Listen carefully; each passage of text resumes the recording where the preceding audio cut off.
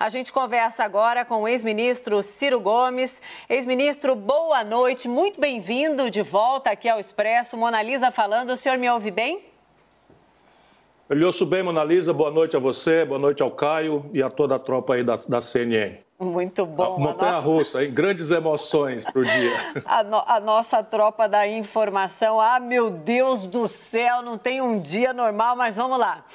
Eu queria muito ouvir o senhor, até pedir para conversar com o senhor, e muito obrigada, então, por falar sim ao convite, porque de tudo que eu li durante a tarde, durante a noite, acabamos de ouvir Guilherme Boulos, não sei se o senhor teve a oportunidade de acompanhar aqui, mas sobre a tal expectativa de união de uma esquerda, né, que depois da eleição de Jair Bolsonaro anda enfraquecida, dividida, e que todo mundo questiona, então, como é que seria essa possibilidade da volta da esquerda agora com, então, Lula, nesse momento, liderando mais uma vez o que seria uma união de esquerda para derrotar Jair Bolsonaro.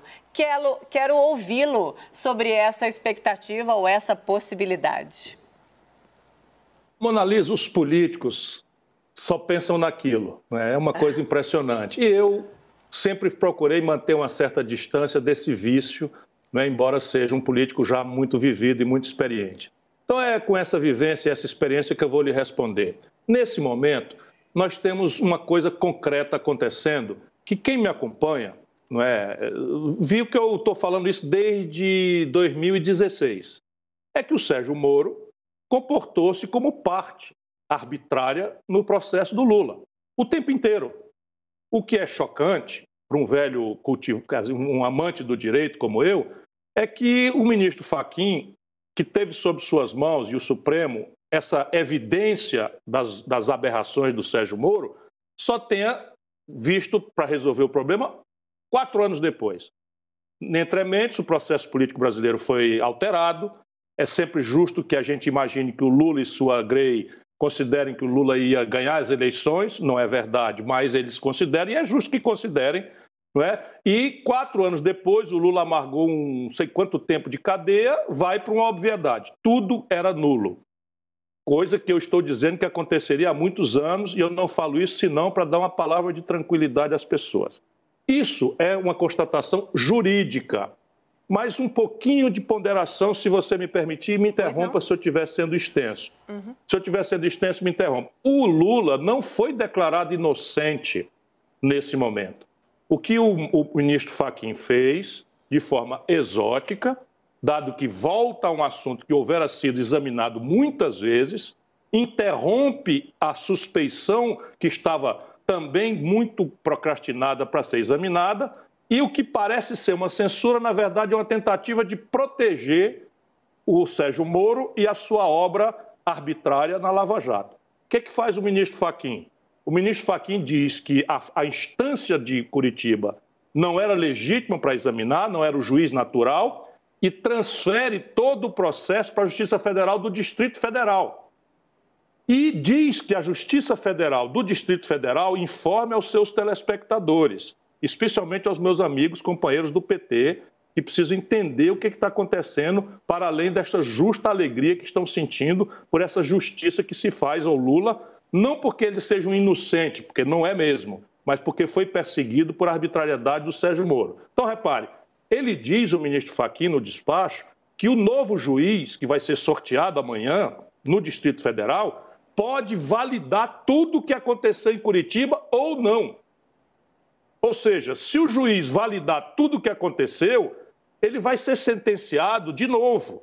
E aí tudo começa de novo, e toda a instabilidade jurídica que interage pela força natural que o Lula tem no processo político com a questão política brasileira. Então, sob o ponto de vista do direito, é tudo muito esquisito, embora eu ache que tenha sido feito justiça. O Sérgio Moro foi arbitrário, foi suspeito, não tinha nenhuma autoridade para julgar como fez, ao arrepio da lei, constrangendo a lei, violentando as franquias de qualquer cidadão, e do Lula, por qualquer cidadão, também tem o direito de ser julgado com decência e correção. Isto dito, é muito apressada qualquer leitura política. Claro que você tem determinados momentos, nessa hora todo mundo fica feliz, o militante do PT fica feliz, mas a vida brasileira não se realiza assim. Nesse momento, nós estamos passando de 266 mil pessoas mortas por uma pandemia que saiu do controle. O Brasil é um país que está avançando na vacinação a passo de caga do manco, o que significa mais dezenas de milhares de pessoas mortas daqui às próximas 2, 3 semanas. O Brasil tem uma crise econômica sem par. E eu conheço o que eu estou lhe dizendo. E tudo isso é o que vai interagir. E o povo brasileiro, passado esse momento de perplexidade, com essas decisões esquisitas, vou ficar aqui numa palavra, nós vamos cair de novo na amarga realidade brasileira. E amadurecer o futuro. Eu, por enquanto, fico feliz porque aquela injustiça que fazia do Lula uma vítima de processos penais arbitrários pode devolvê-lo agora a um debate de iguais. Com seus direitos políticos, nós podemos discutir o futuro do Brasil, e se o futuro do Brasil é uma volta ao passado, não é, que o Lula representa. Uma volta ao passado, então, significa Lula não seria o melhor nome para, então, tocar para frente essa eventual, ou essa esperada, ou essa desejada, escolha uma palavra que quiser, união da esquerda para derrotar Jair Bolsonaro? Olha, a tarefa não é só derrotar o Bolsonaro. A tarefa é construir a saída para o Brasil. E essa saída para o Brasil pede diálogo, pede um equilíbrio, pede o fim do radicalismo político, do sectarismo, do ódio, que tem caracterizado essa confrontação entre o lulopetismo e o bolsonarismo. De maneira que ambos, cada qual com a sua qualidade, não é? O Bolsonaro é um fascista, é um bandido, para mim é um grande marginal que assaltou a opinião pública brasileira, não é? Mas o PT não é desculpável pelas contradições que fez. Eu não quero aprofundar essa análise hoje, porque acho muito justo, não é, que o amigo do Lula e o aliado do Lula seja feliz hoje, sinta uma alegria grande, não é, por ter sido corrigida essa grande injustiça que eu denunciei ao longo desses anos todos.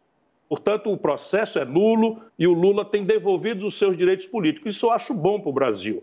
Agora, a política vai dizer amanhã se é isso que o Brasil precisa.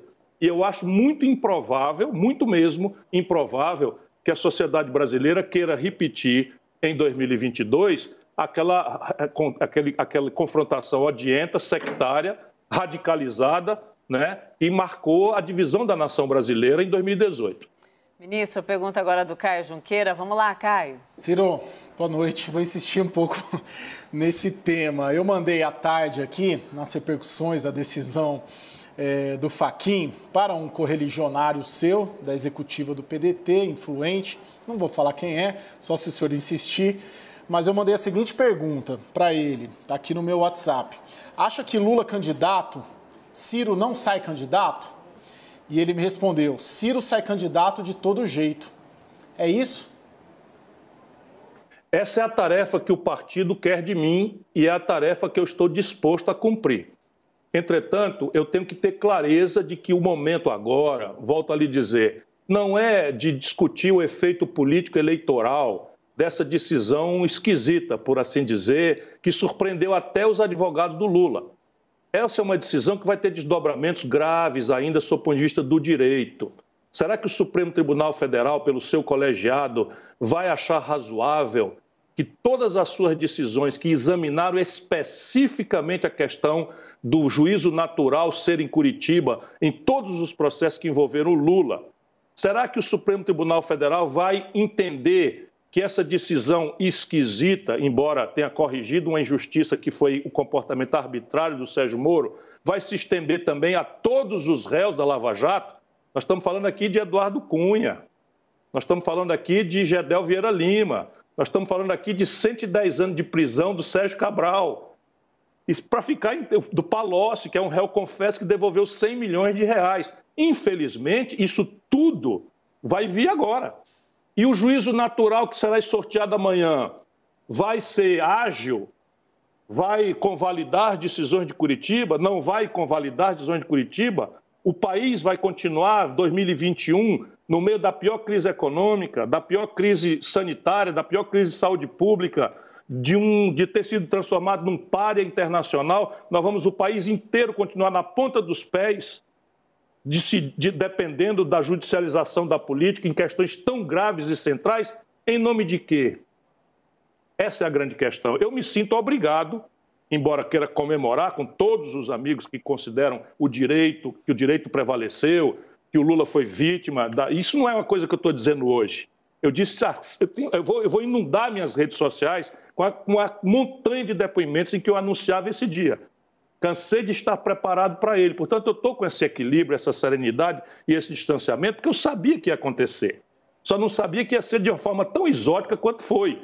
Eu imaginava que o colegiado do Supremo ia examinar a suspeição do Moro de uma forma correta e não essa decisão, vamos dizer, unipessoal, que, na verdade, vem para proteger o que não pode ser protegido, que é a existência de um juiz bandido que usurpou a toga, não é? E que expôs-se a serviço das potências internacionais e que destruiu, segundo estudos recém-publicados do Diese, 4.400.000 empregos no Brasil. O resto, se a solução para o confronto contra o bolsonarismo boçal é a volta do lulopetismo envelhecido, inconfiável, cheio de contradições, irrespondíveis, eu acho que é melhor esperarmos um tempo aí para amadurecer isso. Ex-ministro, muito obrigada mais uma vez por falar sim aqui. A entrevista ela realmente tinha que ser mais rápida, mas já fica o convite para uma próxima. Muito obrigada, já que o senhor disse que vai lá nas redes sociais agora inundar com postagens que o senhor tinha feito, então liberá-lo para isso. Boa noite e, de novo, eu reitero, o pedido foi de última hora, o sim também veio, então que bom saber que temos sim canal aberto para conversar aqui na CNN. Obrigada. Boa noite, boa noite. Deixa eu só dizer, vacina é o que interessa, o resto a gente discute outra hora. Sem dúvida, mas a hora também aponta aí a urgência de uma decisão que a gente precisa entender. Então, sem dúvida, sim, vacina, precisamos e muito entender o universo político todo, que determina também o ritmo da vacinação do Brasil, sem dúvida. Muito obrigada, até uma próxima.